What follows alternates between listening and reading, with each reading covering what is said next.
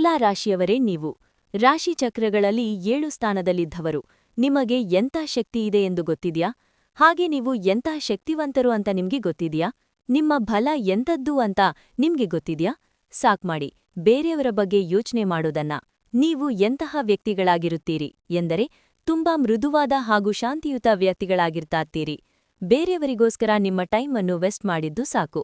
ಅವರೆಲ್ಲರೂ ನಿನ್ನನ್ನು ಬಳಸಿಕೊಂಡು ನಿನ್ನಿಂದಾಗುವ ಕೆಲಸಗಳನ್ನು ಎಲ್ಲವನ್ನೂ ಮಾಡಿಕೊಂಡು ನಿನ್ನನ್ನ ದೂರ ತಳ್ಳಿದ್ದು ಸಾಕು. ಇನ್ನ ಮೇಲೆ ನಿನ್ನ ಬಗ್ಗೆ ನೀನು ಯೋಚನೆ ಮಾಡು. ಒಂದು ಸಾರಿ ಹಿಂದೆ ಹೋಗಿ ನೋಡು. ಎಲ್ಲರೂ ನಿನ್ನ ಬೆನ್ನ ಹಿಂದೆ ನಿಂತು ನಿನಗೆ ಬೆನ್ನಿಗೆ ಚೂರಿ ಹಾಕಿದವರೇ ಆಗಿದ್ದರೆ ಇಲ್ಲಿ ಯಾರಿಗೆ ನಿನ್ನ ಬಗ್ಗೆ ಯೋಚನೆ ಇಲ್ಲ. ನೀನೇ ಅವರ ಬಗ್ಗೆ ಯೋಚನೆ ಮಾಡಿ ನಿನ್ನ ಸಮಯವನ್ನು ಹಾಳ್ಮಾಡಿಕೊಳ್ಳುತ್ತಿರುವೆ. ಇದೆಲ್ಲವನ್ನೂ ಬಿಡು. ಇಷ್ಟು ದಿನ ಬೇರೆಯವರಿಗೋಸ್ಕರ ನಿನ್ನ ಜೀವನದಲ್ಲಿರುವ ಕೆಲವು ದಿನಗಳನ್ನು ಹಾಳ್ಮಾಡಿಕೊಂಡು ಬಿಟ್ಟಿರುವೆ ನೀನು. ಸೊ ಅದನ್ನೆಲ್ಲ ಸೈಡಿಗಿಟ್ಟು ಇನ್ನ ಮುಂದೆ ನಿನ್ನ ಬಗ್ಗೆ ನೀನು ಯೋಚನೆ ಮಾಡು. ಬಾ, ಇವತ್ತು ನಿನ್ನ ಬಗ್ಗೆ ನಾನು ಕೆಲವೊಂದು ವಿಷಯಗಳನ್ನು ಮತ್ತು ನಿನ್ನ ಕೆಲವೊಂದು ವಿಶಿಷ್ಟ ಗುಣಗಳನ್ನು ಹಾಗೂ ನಿನ್ನ ಹಣದ ಕೊರತೆಗಳನ್ನು ಈ ವಿಡಿಯೋದಲ್ಲಿ ತಿಳಿಸಿಕೊಡುತ್ತೇನೆ.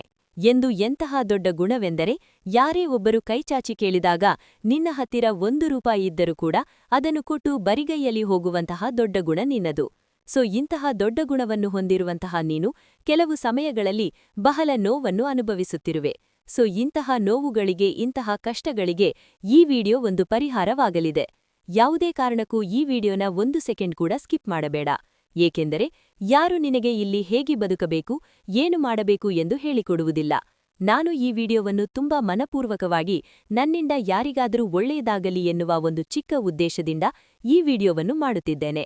ಹಾಗಾಗಿ ಅರ್ಧಕ್ಕೆ ನೋಡುವುದಾದರೆ ದಯವಿಟ್ಟು ಈ ವಿಡಿಯೋವನ್ನು ಇಲ್ಲಿಗೆ ಸ್ಕಿಪ್ ಮಾಡಿಬಿಡು.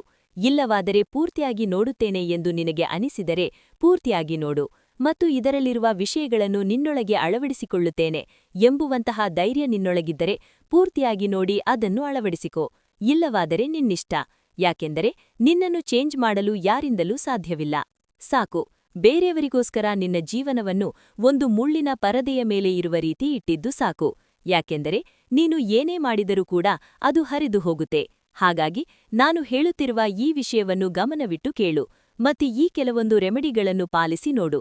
ಆಗ ನಿನ್ನನ್ನು ತಡೆಯಲು ಆ ದೇವರಿಂದ ಕೂಡ ಸಾಧ್ಯವಿಲ್ಲ. ಯಾಕೆಂದರೆ ಇವತ್ತು ನಾನು ಹೇಳಿಕೊಡುತ್ತಿರುವ ಈ ರೆಮಿಡಿ ಅಂತಾ ಪವರ್ಫುಲ್ ಆಗಿರುವಂತಹ ರೆಮಿಡಿಯಾಗಿದೆ.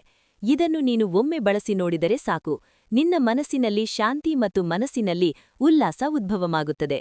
ಒಂದು ವೇಳೆ ನಿನಗೆ ನಾನು ಹೇಳಿರುವ ಈ 2 ಶಾಂತಿ ಮತ್ತು ನೆಮ್ಮದಿ ನಿನ್ನ ಬಾಳಿನಲ್ಲಿ ಬರದೇ ಹೋದರೆ ನನ್ನ ಚಾನಲನ್ನು ಅನ್ಸಬ್ಸ್ಕ್ರೈಬ್ ಮಾಡಿಬಿಡು.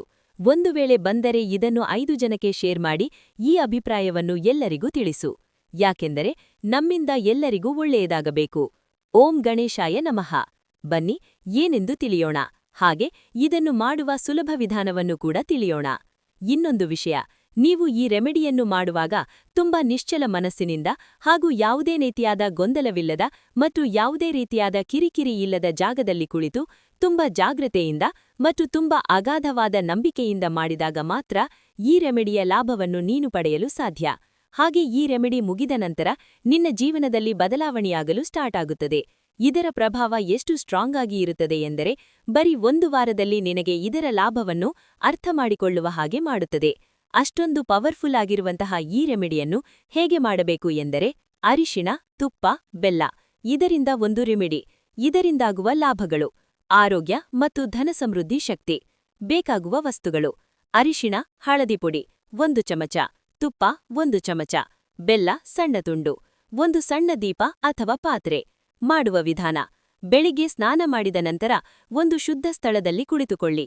ಒಂದು ಸಣ್ಣ ಪಾತ್ರೆಯಲ್ಲಿ ತುಪ್ಪ ಹಾಕಿ ಅದರಲ್ಲಿ ಅರಿಶಿಣ ಸೇರಿಸಿ, ಅದಕ್ಕೆ ಬೆಲ್ಲದ ತುಂಡನ್ನು ಹಾಕಿ. ಈ ಮಿಶ್ರಣದ ಮುಂದೆ ಒಂದು ದೀಪ ಹಚ್ಚಿ ಮನಸ್ಸಿನಲ್ಲಿ ನಿಮ್ಮ ಕೋರಿಕೆಗಳನ್ನು ನೆನೆಸಿ 5 ನಿಮಿಷ ಶಾಂತವಾಗಿ ಕುಳಿತುಕೊಳ್ಳಿ. ಇದರ ಲಾಭಗಳು: ಮನಸ್ಸಿಗೆ ಶಾಂತಿ ಮತ್ತು ಪಾಸಿಟಿವ್ ಎನರ್ಜಿ ಬರುತ್ತದೆ. ಮನೆಯಲ್ಲಿನ ನಕಾರಾತ್ಮಕ ಶಕ್ತಿ ಕಡಿಮೆಯಾಗುತ್ತದೆ. ಹಣಕಾಸಿನ ಸ್ಥಿತಿ ನಿಧಾನವಾಗಿ ಸುಧಾರಿಸುತ್ತದೆ. ದೈವಕೃಪೆ ಹೆಚ್ಚಾಗುತ್ತದೆ. ವಿಶೇಷ ಸಲಹೆ: ಈ ರೆಮಿಡಿಯನ್ನು ಪ್ರತಿದಿನ ಬೆಳಗ್ಗೆ ಅಥವಾ ಶುಕ್ರವಾರ, ಮಂಗಳವಾರ ಮಾಡಿದರೆ ಹೆಚ್ಚು ಲಾಭ ಸಿಗುತ್ತದೆ.